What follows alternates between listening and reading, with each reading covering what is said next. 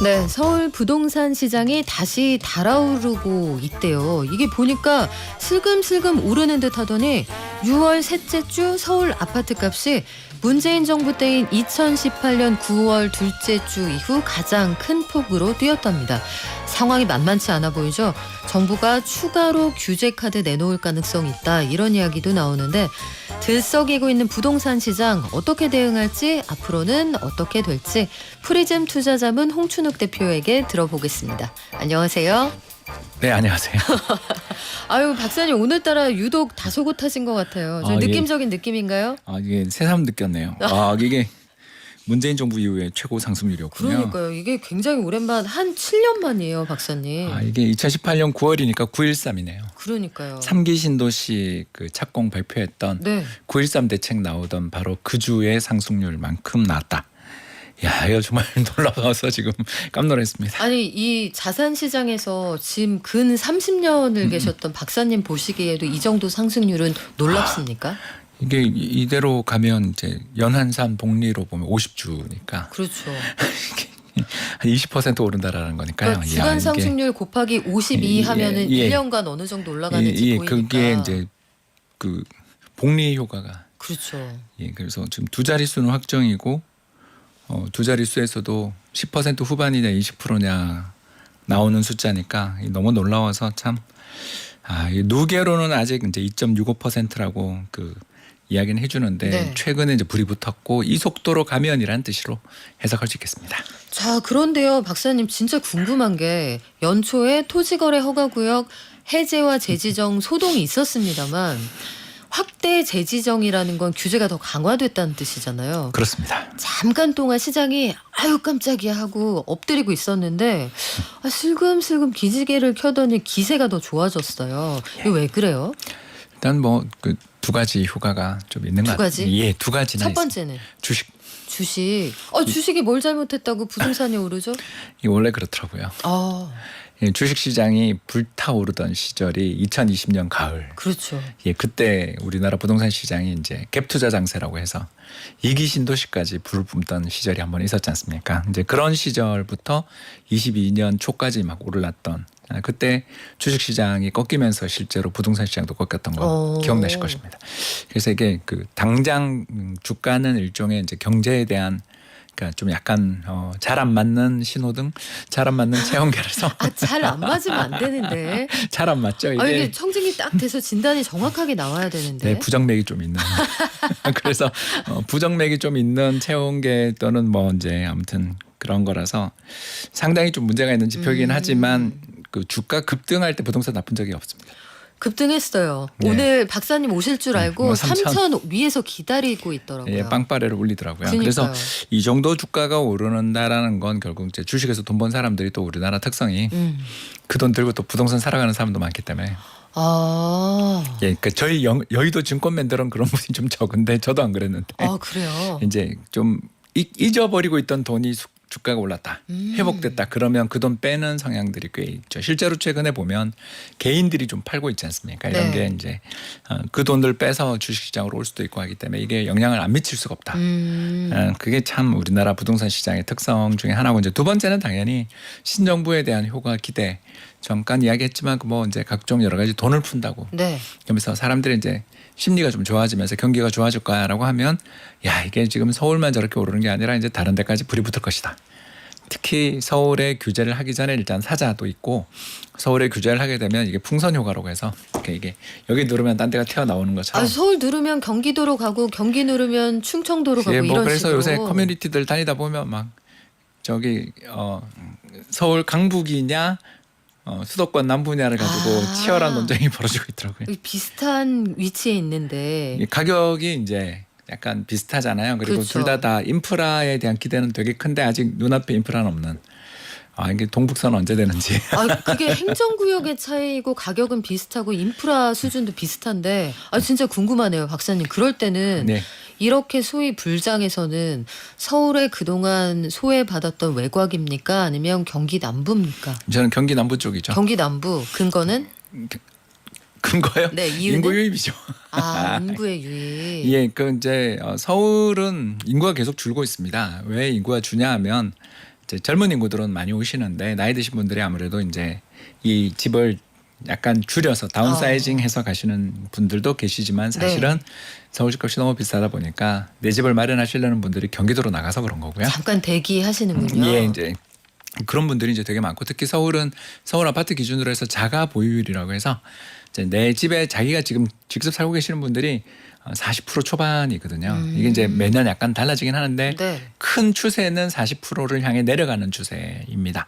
그래서 서울에 사시는 분들 대부분이 그러니까 전세랑 월세로 살고 계시는 분들이 집값 올려주고 그러니까 전세가 올라가고 집값 오르는 걸 보면 상대적 박탈감들을 느끼시며 야 이러면 우리 큰일 나겠다 하며 이제 보통 수도권 남부의 신도시로 가는 경향들이 신축을 선호하시기 때문에 그래서 저는 약간 더 그쪽이 더 가능성이 있지 않냐라는 거 해석하고 있습니다. 그리고 그쪽에 일자리도 좀 있죠. 특히 이번에 이제 용인의 그 드디어 그렇죠. 반도체 클러스터가 이게 도대체 언제적 일인지 모르겠습니다만 이제 첫 삽을 진짜 뜨긴 떴잖아요. 원산면 이름만 정말 한 10년 가까이 됐죠.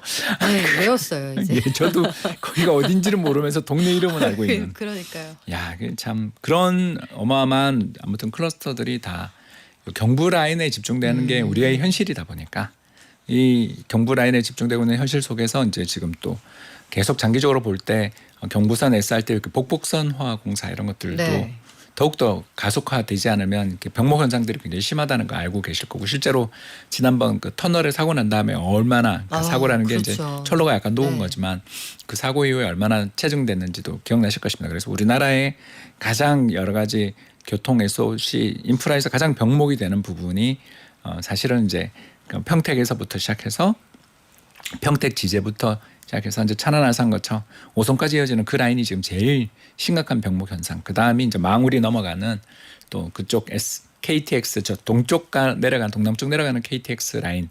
거기가 우리나라 양대 병목 지역이거든요.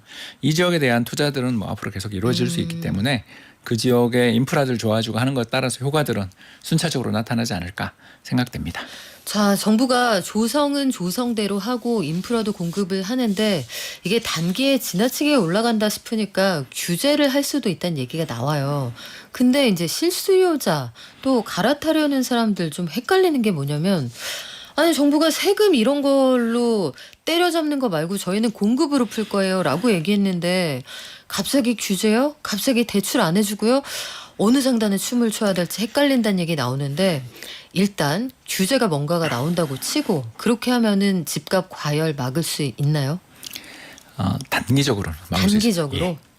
이게 그 반짝 효과입니다. 반짝.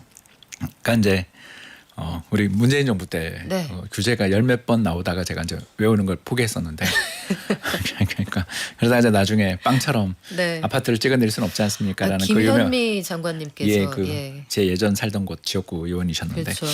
아무튼 그분의 말을 저는 좀 충분히 이해를 하고요. 그래서 저는 지금 현재 우리 국민주권정부가 잘하고 있다. 왜 잘하냐면 내가 반드시 잡겠습니다 이런 이야기 안 하는 것만 해도 잘하는 거다. 왜냐하면 분위기가 지금 코스피 3천인데 거기서 돈 번 사람들 중에 일부는 분명히 부동산 살아갈 거라는 거 우리가 다 감이 오는데 무슨 수로 막아요? 그러니 내가 무조건 잡겠습니다라기보다는 지금 사는 게 나중에 리스크로 다가올 수 있다라고 느낄 수 있는 체감할 수 있는 그런 규제들을 차근차근 풀면 충분히 저는 가능하다고 생각하고요. 일단 올해 정부가 낼 수 있는 정책이라는 것은 결국 투기과열 지구를 확대하는 것. 그리고 더 나가서 대출 규제를 강화하는 것 말고는 사실 정부가 쓸 수 있는 여력은 없고 정말 중요한 건 올해 예산안이죠. 그러니까 내년에 만들어질 이제 6월 달까지 취합하거든요. 그 취합하고 있는 예산안에 내년에 주거복지 예산을 갖다가 예를 들어서 아까 우리 국방비 200조 뭐 그랬잖아요. 그거 10분의 1이라도 좀 더 편성하면 저는 쇼미더머니. 우리 다 알거든요. 수도권 일대에 임대주택 한 채를 지으면 정부에게 손실이 얼마 정도 발생하냐면 3억에서 5억 정도 발생합니다. 한 채? 한 채. 그래요? 왜 그러냐면 이제 상간 벽지에다 지으면 훨씬 적죠. 근데 땅값이 있어서 그렇습니다. 근데 상간 벽지에는 사람이 안 살고 수요가 여기서 없거든요. 다 공실이죠. 그래서 우리나라 임대주택들의 그 미스매치 문제들에 대한 보고서나 감사 보고서 이런 것들 전 많이 읽어봤는데 알고 숫자를 채우기 위해서 된 부분도 있고 거기가 너무 공가가 많아서 그렇게 된 부분도 있기 때문에 이걸 너무 비난만 할 일은 아니다 이렇게 생각합니다만 일단 저는 우리 현재 정부가 지난 3년 윤석열 정부가 너무 긴축 했고 실제로 그때 부동산이 별로 안 올라서 네. 집을 지으려는 정책들이 없었어요. 잠깐만요. 윤석열 정부에서 부동산 가격이 많이 올랐다고 느끼는 분들이 꽤 많거든요. 근데 그게 2024년 통계를 제가 하나 가져왔는데 네. 2024년 아파트 실거래가 통계 누계를 보면 매매가격 상승률 서울이 0.16%입니다. 그래요? 네. 아, 올랐다 빠졌다 하면서 예. 더하기 빼기 하니까 그거밖에 안 그것도 되는 있고 거예요? 양극화. 아. 예, 한강벨트. 초양극화. 예, 그거에 대해서 한국은행 이번 보고서도 나오고 그랬잖아요. 그렇군요. 그래서 그 이야기를 좀 이따 하고 일단 제가 말씀을 드리자면 일단 대출 잡으면 집값은 일단 오르긴 어려운 게 2022년에 그 불장도 꺼진 게 전세자금 대출 잡고 난 다음 꺼졌거든요. 금리 인상과 네. 전세자금 대출 규제. 근데 지금 금리 인상은 어려우니까 정부가 대출 규제에 나서는 게 일단 가장 현실적인 목표이고 지금 뭐 스웨덴처럼 주택담보대출에 대해서 BIS 기준 자기자본 비율 그 위험 가중치라는 게 있습니다. 네. 그러니까 뭐냐면 1억 원을 대출해주면 1억 원은 저게 부동산 담보를 잡고 나가기 때문에 위험이 없어요라는 게 현재의 지금 그러니까 낮아요라는 게 현재의 시스템인데 저거의 시스템이 우리가 1억 대출해주면 2,500만 원은 위험값이니까 이거는 위험 가중치에 편입돼 그러면 은행들이 대출을 해줄 여력이 줄어들어요. 아니면 증자를 하든가. 근데 지금 이 불장에서 증자하고 싶겠지만 하면 지금 리레이팅 분위기랑 정면으로 거스르니까 그렇죠. 금융기관들 증자는 힘들 거고 증자가 안 되는 상황에서 결국 이런 위험 가중치들이 조정되면 대출을 줄이는 것밖에 방법이 없고 대출을 줄인다는 건 곧 디마케팅 즉 금리를 인상한다는 뜻입니다. 그렇죠. 그래서 가져오신 분이 저기 그 신용 점수가 만점이라 하더라도 나 이거 인정할 수 없어요. 이 소득은 이건 일시적인 소득이에요. 이러면서 이제 죄송합니다. 제가 겪은 일입니다. 네. 그러면서 이제 깎는 거죠. 그리고 위험값을 더 주면서 이 금리에도 정말 대출하실 생각이 있으세요? 네. 고객님을 하면 대출 안 할 거 아니에요.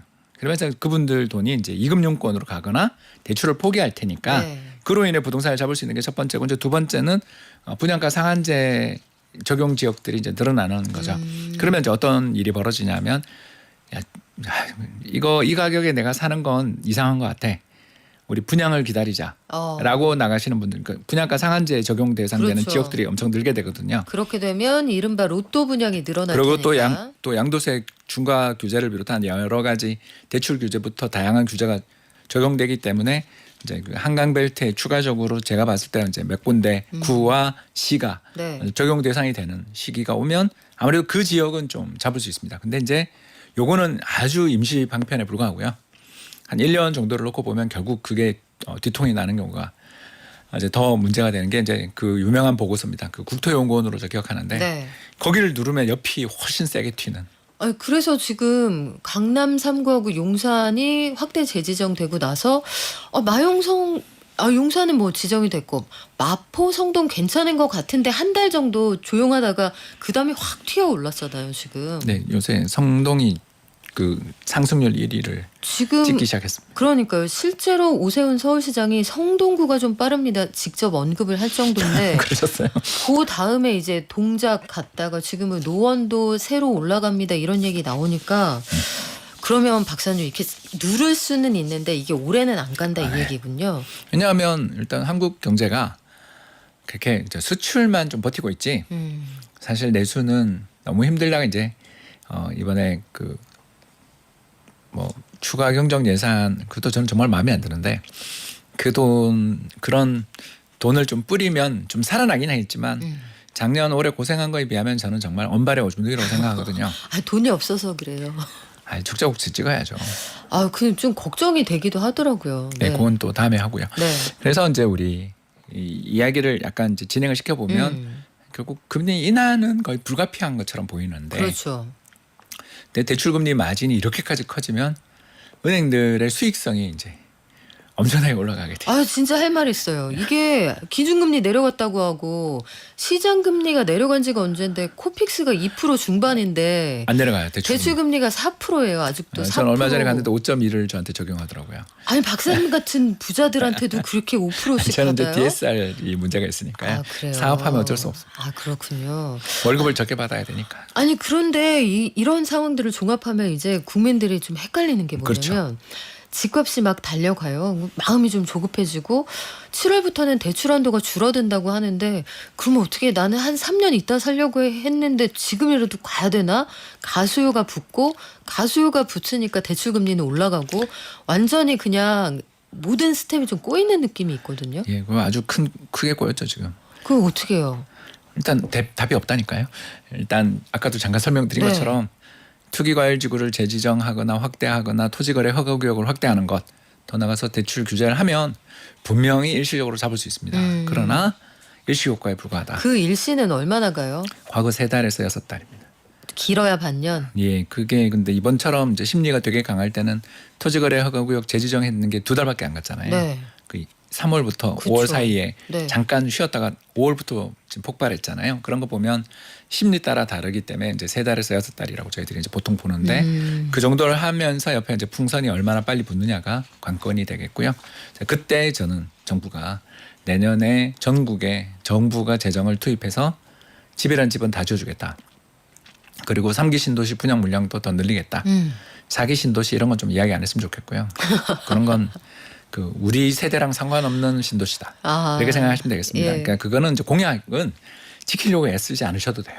저는 마음을 비우셨으면 좋겠어요. 아, 공약 지켜야 되는 거 아니, 아니에요? 5천 포인트 뭐 4기 신도시 이런 거 다 지우세요. 그런 거는 필요 없고요. 너무 큰 부담 느끼지 말까요? 그러면? 아 그거는 선거 전에 아. 예 그 열심히 이야기하셨고 그래요, 저는 우리 믿어요. 서로 믿지만 좀 감안하는 게 있죠. 근데 그거를 네. 왜 못 지켰냐라고 비판하는 사람들은 5천을 뚫어도 비판할 거니까 그런 거 신경 쓰지 마시고요. 어.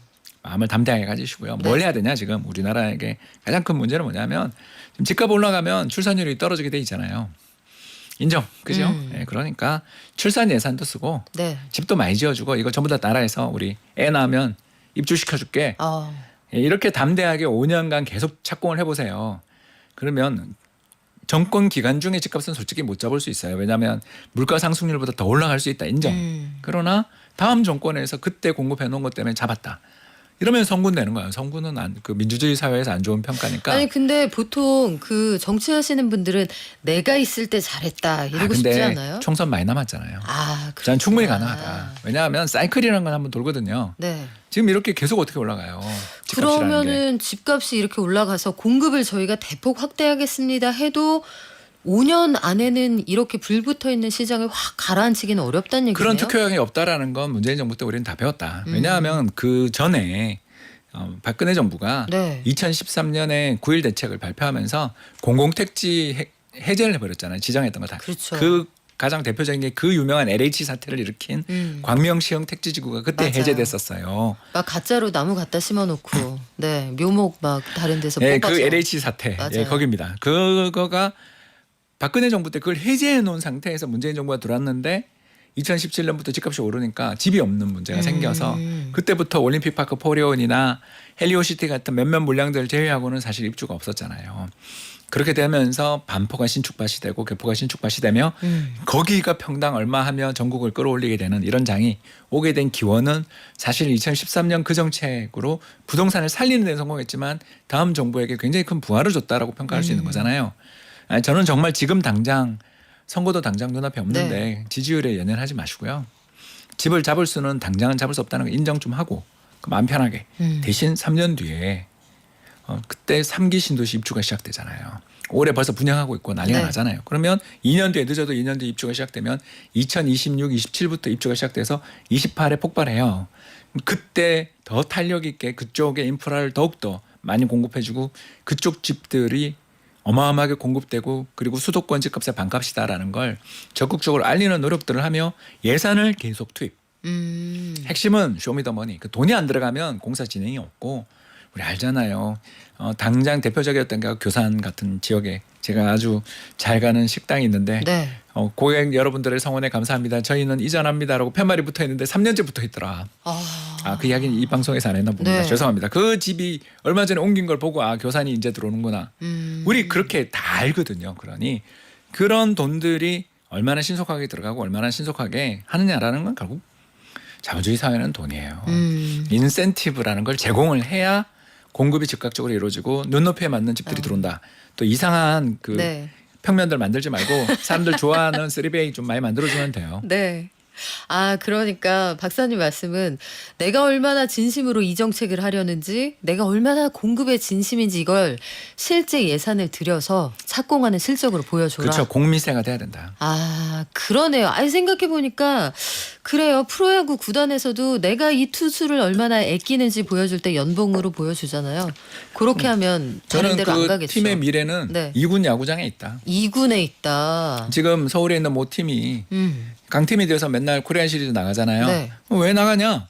2군 경기장부터 시작해서 2군에 대한 투자가 10년 전부터 이루어져서 지금 꽃을 피우는 거거든요. 아, 불펜이 든든하구나. 그렇죠. 그리고 젊은 피들이 계속. 네. 그래서 점점 그게 성장하는 거지 않습니까? 그러면 우리가 집을 보면서 이런 생각을 가지게 된다는 거예요. 우리가 저기 안성 구리간 신도 그 새 고속도로를 타고 쭉 올라오는데 네. 저희가 시커멓게 전부 타워 크레인이 숲이고 곧 저기 입주하는 게 보이는데 그 지역 바로 옆에 있는 구축 사고 싶냐 이거죠. 그러네요. 아, 조금 있어봐봐. 조금 있다가 그 50% 세일할 건데 왜 지금 사? 이렇게. 그리고 서부선이랑 고양선, 연장선 이런 것들 예타 빨리빨리 통과되고 네. 거기다가 정부 그 뭡니까 예산들 국책 사업으로 투입되고 그런 여러 가지 갈등들이 있는 것들 다 정부가 그래 우리가 좀 넣어줄게 하면서 그런 곳에 해서 저기 대장지구라든가 네. 여러 가지 어떤 그 지구들에 대해서 왕숙 신도시라든가 이런 데 돈 들어가면 그걸 믿지 않지는 않지 않냐라는 거죠. 그러면 고속 급행 철도들이 중전철들이 개통되기 시작하면 그 지역은 곧 그 신분당선 효과를 받게 되는 거죠. 그래서 신분당선 라인 따라 그 지역으로 인구와 사람들의 그런 네. 확산이 이루어지면서 서울의 집값에 어떤 부담을 좀 덜어주지 않냐 이런 이야기가 되겠습니다. 그래요. 오늘의 결론 사랑은 표현하는 거네요. 프리즘 투자자문 홍춘욱 대표와 함께했습니다. 고맙습니다. 감사합니다.